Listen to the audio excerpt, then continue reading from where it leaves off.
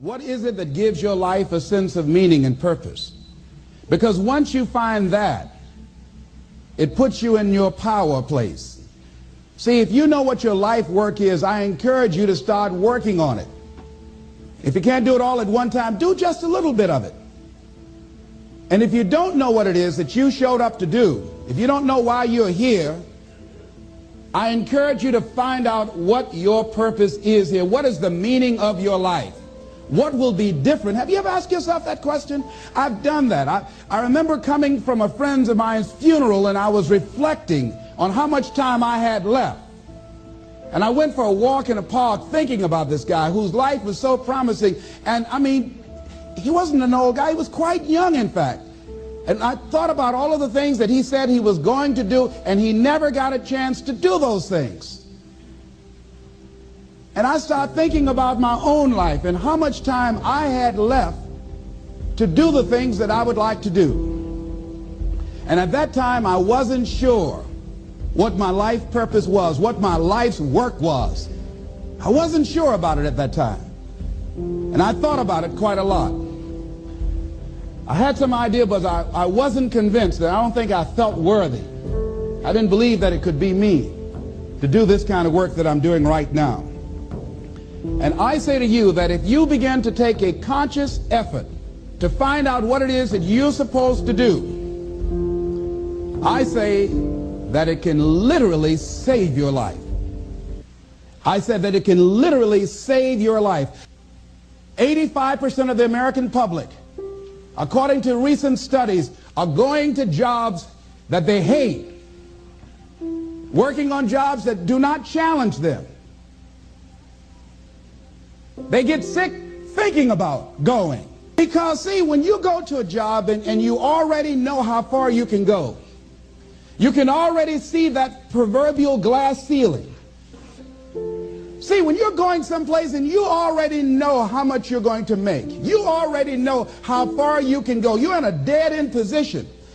It erodes your self-esteem. It lowers your sense of yourself. It creates an inner turmoil.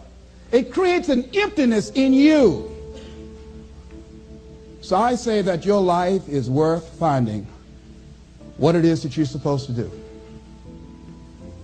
And I'm not saying quit your job. I'm saying find it and do just a little bit of it. Just start working at it just a little bit, but do find out what your work is and hold on to it, and don't let your dream go. Don't let it go.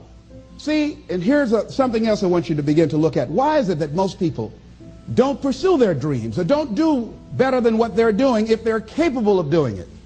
I think that many of us don't go the next step because we don't know what to do yet. And I say that the reason that we don't even explore the possibility of what to do is because subconsciously we don't believe that it can happen for us, and we don't believe that we deserve it. So here's what I'm suggesting. How much time do you spend working on you?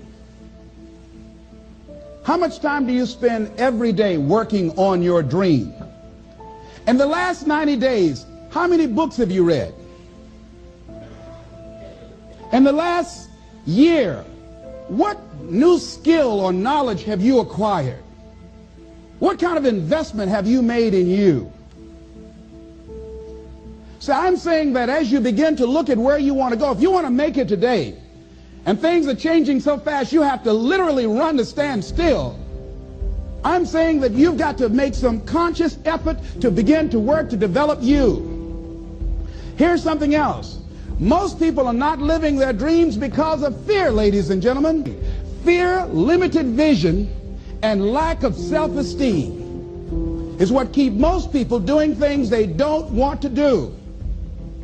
The same reason that people stay in relationships where they're abused or they're unhappy or it's unfulfilling, they can't see themselves beyond that relationship. They can't see themselves enjoying life without that person. They think that this is all that they can do. The same reason that people get stuck at a certain level in life, they can't see things being better for them. And they think that this is it and this is all they deserve. This is all they've ever seen. It's been passed on to them. And they think that this is it for them. Oh no. I was looking what Dr. Blanton Smiley Blanton, who is a colleague of Dr. Norman Vincent Peale, what he said about fear. He said, fear is the most subtle and destructive of all human diseases. Ladies and gentlemen, fear kills dreams. Fear kills hope. Fear put people in the hospital. Fear can age you. Fear, ladies and gentlemen, can hold you back from doing something that you know within yourself that you're capable of doing, but it will paralyze you. And it seemed like you're in a hypnotic spell. And I ask you a question, what is the benefit? What's the benefit of allowing fear to hold you back? What's the benefit of giving up on yourself, of not stepping out on life and taking life on? What is the benefit for you? What's the plus in that? It's one of the things I had to ask myself. So I didn't want to make any mistakes. I wanted everybody to like me. I wanted to be perfect the first time I did something. It's not going to happen. You're going to make some mistakes. You're going to hurt some folks' feelings. You're going to create some enemies whenever you decide that you want to begin to take life on. You've got to ask yourself, how long am I going to allow this to hold me back? I like what Zig Ziglar says. He said, fear is false evidence appearing real. That is an illusion that we create in our mind. It is a state of mind that can be changed. So let's look at how we can begin to take some steps to restructure that fear, to begin to expand our visions of ourselves, to begin to increase our self-esteem. Webster said that self-esteem means confidence and satisfaction in oneself. Look at your life right now. Whatever you've done up to this point in time, your life is working. Whatever you have produced, it came out of you as a result of the kind of person that you have become. It's a result of your choices. It's a result of your consciousness. Now you have to ask yourself, are you satisfied with what you have produced? Is this what you want? Would you like for things to be better than this? Do you believe that you deserve better than this? Or are you content? This is it. You don't have to do anything else. That you already resign yourself in life and say, well, I'm happy. I'm not starving like the people in Calcutta. Are you allowing yourself to get off the hook like that? Or do you believe somewhere in the back of your mind or in your heart that there's some other great work for you to do? There's something else that life has for you. And that's why you're here. How do we handle this fear factor? How do we increase our self-esteem? You have to begin to fortify yourself. How do we do that? I believe that you have to begin to consciously monitor your inner conversation and start talking to yourself. Start building yourself up. Sometimes the only good things you will hear about you are the things that you say to you. So I'm saying learn to be your own booster. Start building yourself up. Start encouraging yourself. Start saying, I can do this. I can make this happen. When I started thinking about becoming a speaker, I said, yes, I can do this. I can make this happen. When I start trying to convince myself I can be a businessman after flopping and failing and losing thousands of dollars and feeling stupid and dumb and having people take advantage of me because of what I didn't know, I had to talk to myself because people were saying to me that I was dumb. And somewhere in the back of my mind, I was saying, you're right. Look at what I've done. I had to say, no, Les. Hey, come on, man. Get yourself together. You can handle this. You just haven't figured it out yet. It's all right. This is your training period. This is the tuition you have to pay for what you don't know. You can do this. Other people have done it. It doesn't take an Einstein. Get you some people that can teach you some stuff that you don't know. Get you some people that have done it successfully and learn from them. Take some seminars, workshops, read some books on how to manage a business. Change the way you see yourself and begin to tend to the personal details. Understand that nobody's going to take care of your business better than you. And when I start changing that kind of mindset of beating myself up because of my mistakes and start looking at the possibility of my doing better, of my making the adjustment that would enable me to do what I want to do successfully, things begin to change. And I'm saying, stop beating up on yourself. You do it. I know you do it. I've done it. It's a natural inclination for us to put ourselves down. See, we are born negative, I think, in a negative consciousness because we live in a negative world. Here's some other things, ladies and gentlemen. Begin to guard your mind against negative programming, like turn off the television. Don't watch the news. So you've got to guard the kinds of things that you put in your mind. See, if you don't program your mind will be programmed, because human beings are goal-oriented. That's why we die of broken hearts early. That's why we're running through life to early graves. We're going through life, ladies and gentlemen, and I think that Henry David Thoreau said that most men live in quiet desperation. Most of us go through life running scared.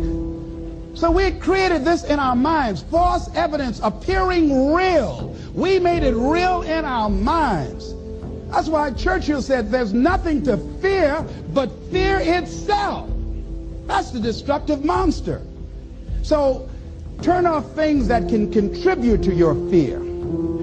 Turn a deaf ear to people that all they can do is talk about how negative things are, because they have bought into the consciousness of the world. Start attending workshops, seminars, listening to tapes on a daily basis to begin to recondition your mind, to retrain your thinking. Faith comes by what? Hearing and hearing and hearing. Listen to things that can empower you, that can enable you to create a new reality for yourself, and a new life for yourself. You might appear to be strange around most people. You know, most people think you're strange if you're happy today. See, these people have not found their purpose in life. That's why they're grumpy. That's why they're miserable. That's why they're so negative. They're hurting and they want to hurt other people. So start practicing using programs for your mind. Seminars, books, workshops. Keep a journal. Record your thoughts. What's happening with you? Every day when you get up, have a journal near you. See, ladies and gentlemen, we get 3 to 4 thoughts a year that if we would act on those thoughts, they could change our life. What idea are you sitting on? Write your ideas down. And then, once you get that idea, take the leap. Take the leap. See, it's out here in the universe. If you don't take the plunge, I guarantee you, somebody else will. Take the plunge. Go into action. And ladies and gentlemen, you will be surprised how things will come together. You'll be surprised. Now, you're going to have some difficult challenges. I can tell you that now. Be aware of that. Things are not going to work out exactly right. For a time they will, sometimes. And that's when life is just playing a game with you. I want you to feel good and relax. But ladies and gentlemen, go into action with your dream. And don't avoid where the fights are. Get in the midst of the fight. Get knocked down so you can learn how to fight, so you can hold your position. See, most people don't get out in the arena of life because they don't want to fight. Most people don't get out there because they don't want to get knocked down. They don't want to be dropped to their knees. But see, you're going to be dropped whether you're on the field or whether or not you're sitting on the sidelines. You're going to be dropped. So at least get dropped for something. See, that's how most people are spectators in life. You don't want to be a spectator. You want to get out in the field where the action is. And you will be amazed. After the struggle, there will be a calm period and things will begin to click for you.